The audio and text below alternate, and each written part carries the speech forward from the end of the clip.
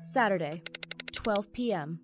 The light burns, your head throbs, and you have no recollection of how you got back home.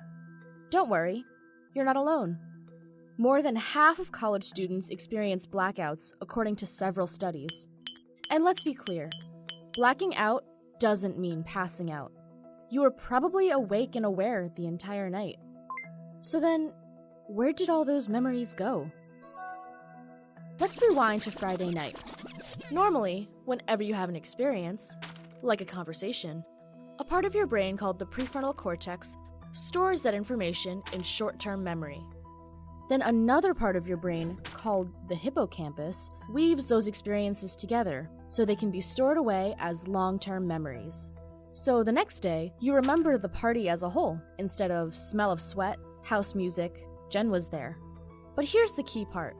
Storing these episodes in long-term memory requires special neurotransmitters. But your liquor shots prevent the neurotransmitters from working properly. So, instead of remembering the party, all you have is an incomplete or even empty file. And the amount of alcohol in your system at the time influences how much you remember. Let's say you're a 73-kilogram adult man, and you've done 8 shots in 1 hour.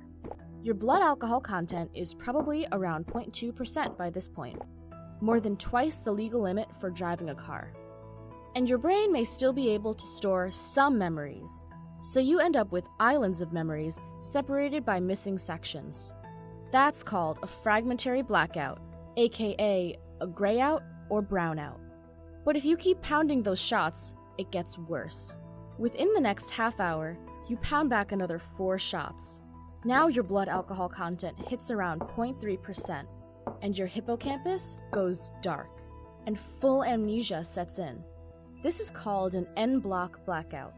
And once you wake up, that entire night could be blank.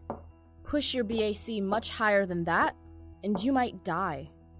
And yet, your friends might not even realize you're in the middle of a blackout, since the alcohol didn't delete your long-term memories already safe in storage before the night began.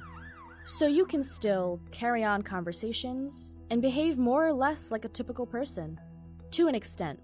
Blackouts aside, alcohol can still interfere with other regions of your brain, including those responsible for reasoning and decision-making.